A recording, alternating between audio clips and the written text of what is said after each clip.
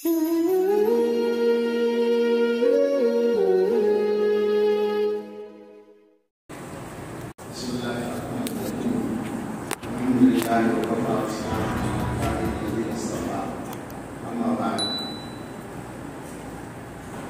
تو پہلے ہی سے ہے اور دارالعلوم کا سب سے ادنا خادم ہونے کی حیثیت سے تاریخ ذمہ داری بھی ہے۔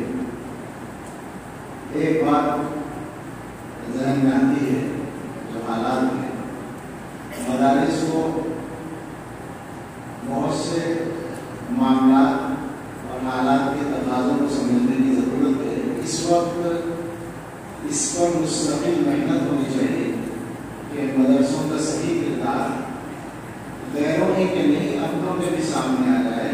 اپنے لوگ بھی بڑی حد تک اس سے ناواقف ہیں یا غافل ہیں یا اس کو نظر انداز کرنا چاہتے ہیں۔ ہم ان کو بتائیں کہ مدارس کی کیا ضرورت ہے، کیا اہمیت ہے۔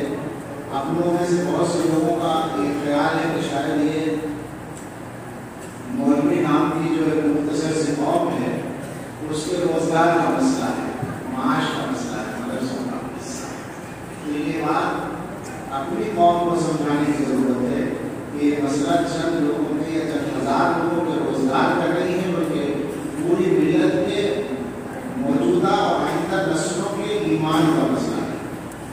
حکیم الامت حضرت تھانوی رحمۃ اللہ علیہ نے میرٹھ میں معتبر الانصار کے جلسے میں فرمایا تھا کہ تم مدرسوں کو چھوڑ دو، مدرسوں کو چندہ دینا بند کر دو۔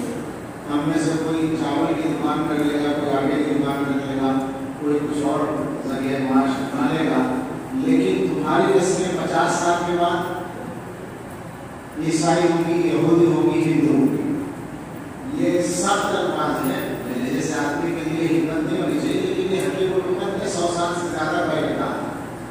یہ پیغام مسلمانوں کو سمجھانا پڑے گا کہ مسئلہ ہمارے روزگار کا نہیں ہے، مسئلہ امت کے ایمان کا اور اگلی نسلوں کے ایمان کے تحفظ کا ہے۔